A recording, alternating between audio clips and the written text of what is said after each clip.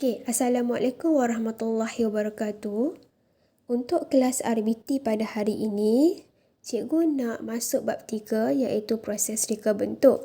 Okay, dalam bab 3 ni ada beberapa subtopik. Untuk kelas pada hari ini, cikgu nak masuk subtopik 3.1. Okay, sekiranya kamu ada buku teks, kamu boleh buka muka surat 48.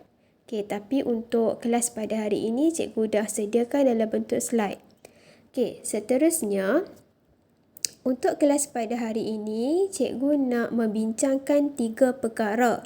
Okey, yang pertama ialah definisi projek brief, yang kedua ialah tujuan projek brief dan yang ketiga ialah ciri-ciri projek brief. Okey, definisi projek brief.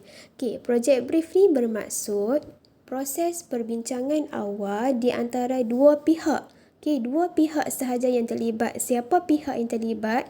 Pihak yang terlibat tu ialah pengurus projek dan juga pelanggan. Okey, itu definisi dia. Okey, yang kedua ialah tujuan projek brief. Okey, tujuan projek brief ni adalah untuk mendapatkan maklumat secara terus daripada pelanggan tentang sesuatu projek ataupun produk yang ingin dibangunkan. Maksudnya ialah face-to-face communication. Maksudnya pelanggan datang berjumpa dengan pengurus projek. Okay, dia bagi tahu apa yang dia nak kamu buat untuk dia. Okay, itu ialah tujuan projek brief. Seterusnya, kita nak tengok ialah ciri-ciri projek brief. Ada 7 ciri-ciri projek brief dan cikgu akan terangkan setiap satu ciri-ciri tersebut. Ciri yang pertama ialah tajuk projek. Okay, tajuk projek ni haruslah spesifik dengan memberi gambaran awal bentuk dan fungsi produk. Jadi setiap produk yang kamu bangunkan, yang kamu buat kena ada tajuk. Okay, tajuk ni kena spesifik dan bila orang baca tajuk, orang dah tahu apa produk yang kamu nak bangunkan. Okay, cikgu bagi contoh, katalah kita nak buat bako serbaguna. Jadi, bila orang tengok tajuk kamu, orang dah tahu bentuk bako macam mana. Okay, serbaguna ni maksudnya bako yang kamu akan buat tu mempunyai pelbagai fungsi. Maksudnya, mungkin setengah orang beli bako serbaguna tu untuk letak buah-buahan. Ada yang letak peralatan. Okey, jadi serbaguna. Semua boleh guna. Okey, ciri yang kedua ialah fungsi produk. Okey, setiap produk yang kamu buat kena ada fungsi. Contoh, bako serbaguna. Apa fungsi dia? Okey, supaya barang tidak bersepah. Kan contoh kamu ada orang beli bako serbaguna tu untuk letak pen, letak peralatan alat tulis. Okey, jadi supaya lebih tersusun, lebih kemas. Okey. Ciri yang ketiga ialah gambaran keseluruhan projek. Okey, gambaran keseluruhan projek ni bermaksud dia dibincangkan bersama dengan pengurus projek dan juga pelanggan. Okey, gambaran awal ni selalunya ditunjukkan melalui foto ataupun tayangan video. Selalunya pelanggan dia akan datang berjumpa dengan pengurus projek. Katalah dia bawa sekeping gambar. Okey, dia kata saya nak kamu buat bako serbaguna. Okey, berdasarkan foto yang dia bawa tu. Okey, jadi pengurus projek ni dia akan buat bako serbaguna berdasarkan gambar yang dibawa oleh pelanggan. Okey, ciri yang seterusnya ialah kriteria produk. Okay, kriteria produk ni dia dibincangkan semasa sesi mendapatkan maklumat daripada pelanggan. Okay, kriteria produk ni dia mengambil kira produk yang dah ada dalam pasaran. Okay, maksudnya dia tengok produk apa yang dah ada kat pasaran, bako macam mana, jadi dia tiru balik. Okay. Okay, ciri yang seterusnya ialah perancangan pengurusan projek. Okey, perancangan pengurusan projek ni dia mengambil kira pengurusan projek yang merangkumi masa, kos dan juga pembentukan kumpulan kerja. Masa ni ialah berapa lama masa yang kamu nak ambil untuk siapkan bako tadi. Mungkin 3 minggu, mungkin 4 minggu. Itu tempoh masa.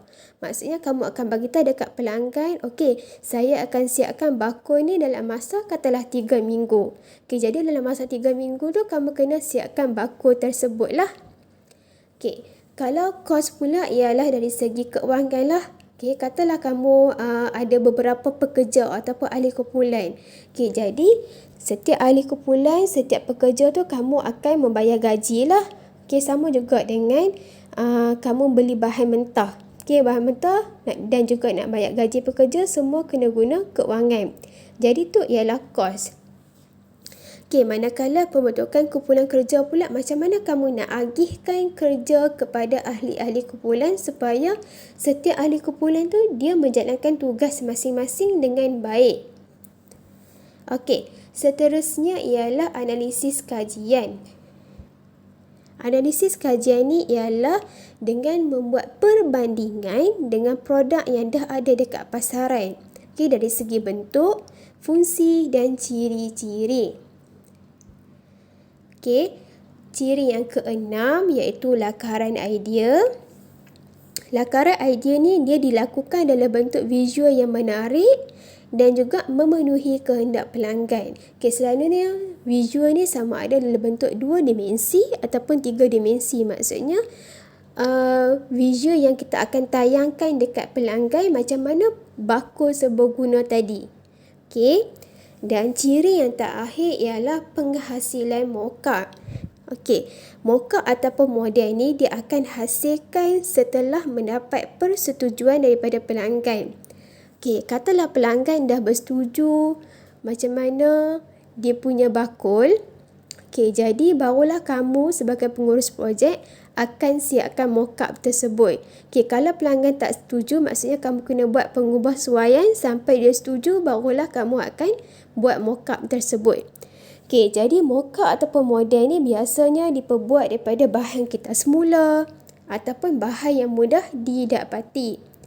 Okey, jadi tu antara ciri-ciri projek brief. Okey.